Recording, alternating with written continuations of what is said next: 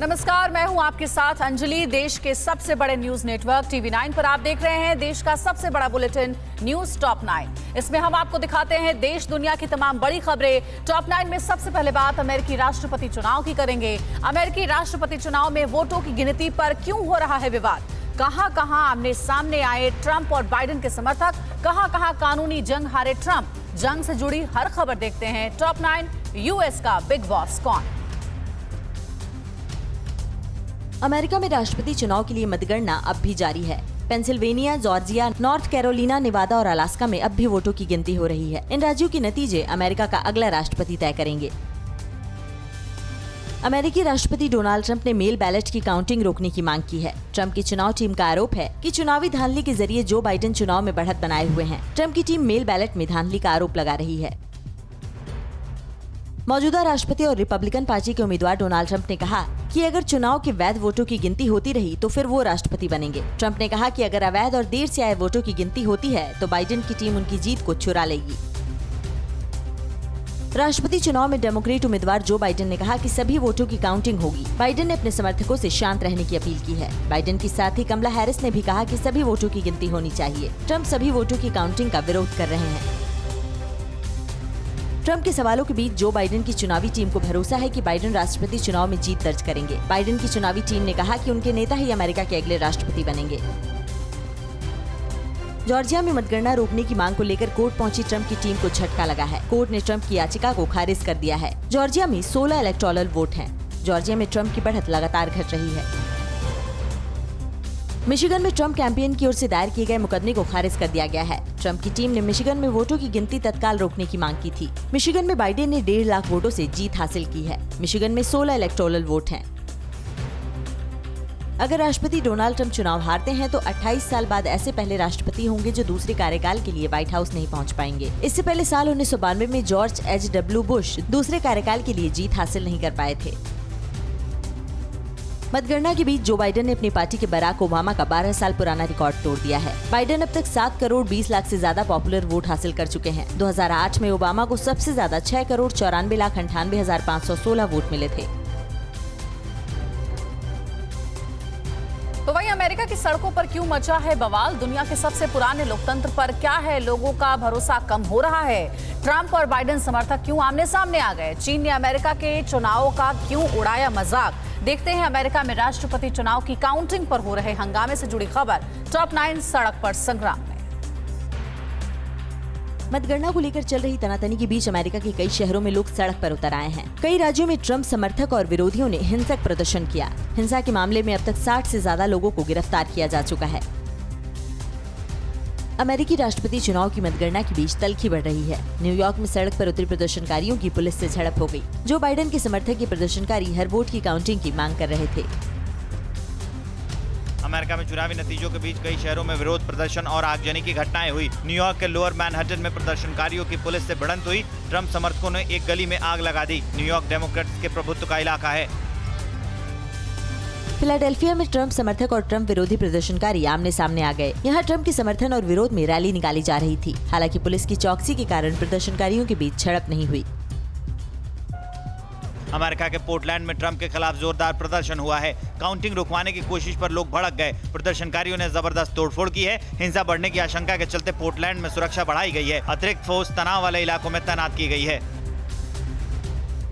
Trump की चुनावी team Newada में वोटिंग की धांधली की शिकायत को लेकर कोर्ट जाने की तैयारी में है। ट्रंप की टीम की शिकायत है कि नेवादा में 10,000 ऐसे लोगों का वोट भी रजिस्टर्ड है जिनकी मौत हो चुकी है। चुनाव में धांधली को लेकर मिशिगन, पेंसिल्वेनिया और जॉर्जिया में मुकदमों के बाद अब ट्रंप समर्थक एरिजोना में भी कानूनी कार्रवाई पर विचार कर रहे हैं। मैरिकोपा में इलेक्शन डिपार्टमेंट के बाहर समर्थकों ने जमकर प्रदर्शन किया। यहां पुलिस से झड़प भी हुई। चीन की मीडिया ने अमेरिकी चुनाव का मजाक बनाया है। चीन के सरकारी अखबार ग्लोबल टाइम्स ने कहा कि अमेरिका में चुनाव की वजह से हिंसा हो रही है, लेकिन चीन में इससे मनोरंजन हो रहा है। चीन की सबसे लोकप्रिय सोशल मीडिया प्लेटफॉर्म सीना वेबो पर अमेरिकी चुनाव पर 6.77 अरब रीड आ चुके हैं। अमेरिकी प्रेसिडेंशियल नतीजों पर पाकिस्तान की पैनी नजर है। ट्रंप की सख्ती से परेशान पाकिस्तान को बाइडेन से काफी उम्मीदें हैं। बाइडेन का पाकिस्तान के प्रति पुराना झुकाव है। ट्रंप प्रशासन में खासी दिक्कतें झेल चुके पाकिस्तान को फिर से अमेरिकी खैरात मिलने की आस जगी है। अजरबैजान और आर्मेनिया में क्यों नहीं थम रही है जंग? अजरबैजान के ड्रोन अटैक में आर्मेनिया को कितना नुकसान पहुंचा है? अब किस रिहायशी इलाके को अजरबैजान ने अपना निशाना बनाया है? देखते हैं टॉप 9 विध्वंसक महायुद्ध। काराबाग में आर्मेनिया अजरबैजान के बीच लगातार 41वें दिन जंग जारी है। जंग में अब तक 84,000 से ज्यादा लोगों की मौत हो चुकी है। 41 दिनों से दोनों देश एक दूसरे पर बम बारूद की बारिश कर रहे हैं। दोनों देशों के बीच शांति की हर कोशिश अब तक नाकाम रही है। अजरबैजान के ड्रोन हमले में काराबाग के तरतार इलाके में आर्मेनिया की सेना को भारी नुकसान पहुंचा है। ड्रोन हमले में आर्मेनियाई सेना की 7वीं माउंटेन राइफल रेजिमेंट का हेडक्वार्टर तबाह हो गया। इस हमले में आर्मेनिया के कई सैनिक भी मारे गए हैं। अजरबैजान ने अगडेरी शहर में आर्मेनिया की फौज को बड़ा नुकसान पहुंचाने का दावा किया है। अजरबैजान का दावा है कि उसके हमले में आर्मेनिया के सैनिकों के साथ ही उसका एक कमांड व्हीकल, एक कम्युनिकेशन व्हीकल, 2 कमाज ट्रक और दूसरे कई साजो सामान तबाह हो गए हैं। काराबाग की सेना ने दावा किया है कि उसने अजरबैजान के एक बड़े हमले को नाकाम कर दिया है। काराबाग की सेना के मुताबिक अजरबैजान की फौज ने पूर्वी इलाके पर कब्जा करने के लिए हमला बोला था, लेकिन उसके सैनिकों ने अजरबैजान की फौज को खदेड़ दिया।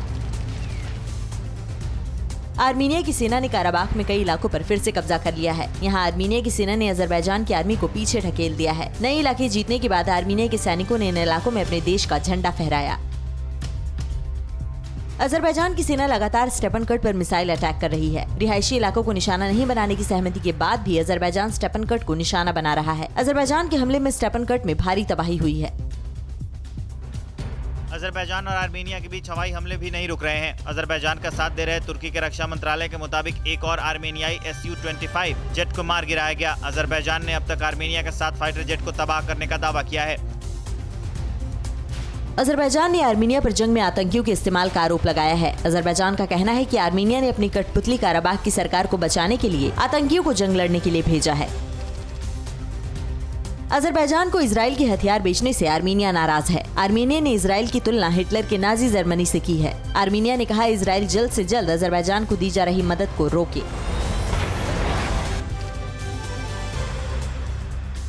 भारत चीन के बीच आज कहां होगी बैठक? बातचीत के बीच चीन की नई चाल क्या है? रक्षा मंत्री राजनाथ सिंह ने चीन को क्या चेतावनी दी है? देश की सभी अहम खबरों के लिए देखते हैं टॉप 9 चीन पाकिस्तान साजिश। भारत चीन के बीच जारी तनाव को सुलझाने के लिए आज फिर दोनों देशों के बीच कमांडर लेवल की बैठक होगी। लद्दाख के चुशूल में होने वाली कोर कमांडर स्तर की 8वीं बैठक है। भारत और चीन के बीच अभी तक 7 राउंड की बातचीत हो चुकी है, लेकिन इनमें कोई निष्कर्ष नहीं निकल पाया। चीन के साथ होने वाली बैठक में विदेश मंत्रालय के प्रतिनिधि भी मौजूद रहेंगे। भारत की तरफ से 14 कोर के commander lieutenant general PG Menon मोर्चा संभालेंगे। इससे पहले 14 कोर की कमान लेफ्टिनेंट जनरल हरिंदर सिंह के पास थी और PG मेनन उनके साथ बैठकों में मौजूद रहते थे।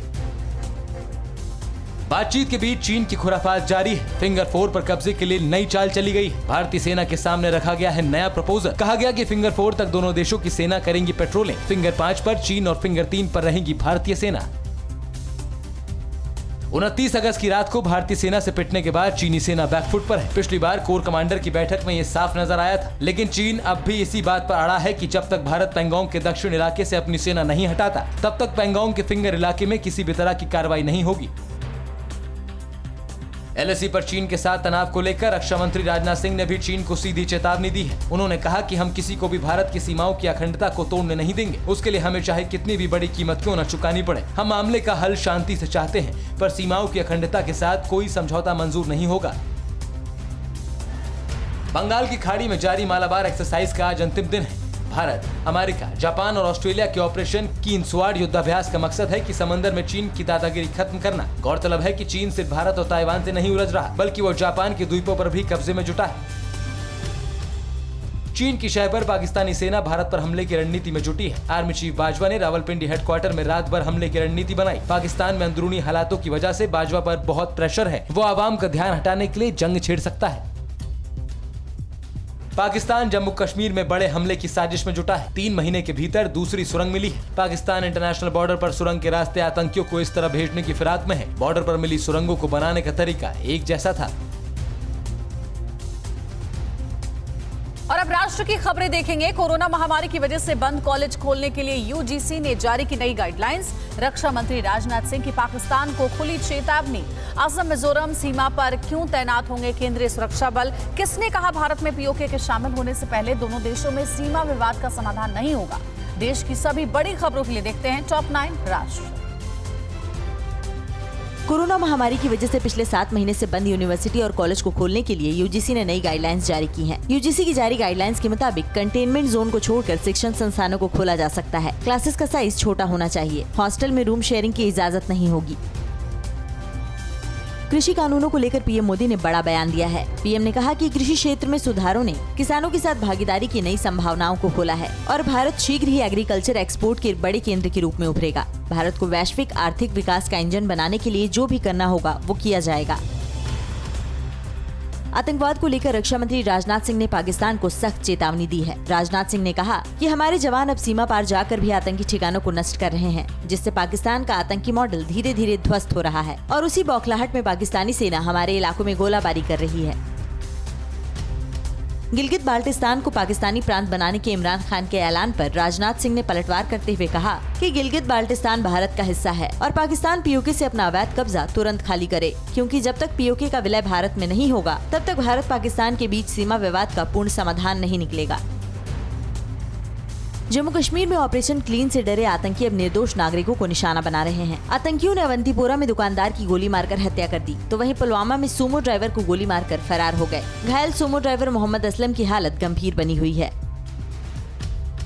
असम और मिजोरम के बीच सीमा विवाद को लेकर चल रहे तनाव को कम करने के लिए केंद्रीय सुरक्षा बलों की तैनाती की जाएगी। असम के मुख्य सचिव जिष्णु बरवा ने कहा कि मिजोरम ने हमारे कुछ इलाकों में अतिक्रमण किया है। हमें पूरी उम्मीद है कि विवाद के समाधान के लिए केंद्रीय बलों की तैनाती तुरंत होगी। दिल्ली में कोरोना और बढ़ते वायु प्रदूषण को देखते हुए दिवाली पर पटाखे चलाने पर रोक लगा दी गई है। केजरीवाल सरकार ने दिवाली पर पटाखे चलाने और बेचने पर बैन लगा दिया है। ग्रीन और सामान्य दोनों तरह के पटाखे चलाने पर 7 नवंबर से 30 नवंबर तक रोक जारी रहेगी। चीन के साथ सीमा पर तनाव के बीच बंगाल की खाड़ी में अंडमान एंड निकोबार कमांड ने बुल स्ट्राइक का अभ्यास किया। इस अभ्यास में सेना के पैराशूट ब्रिगेड, मार्कोस और स्पेशल फोर्स के जवानों ने टेरेसा आइलैंड पर शौर्य दिखाया।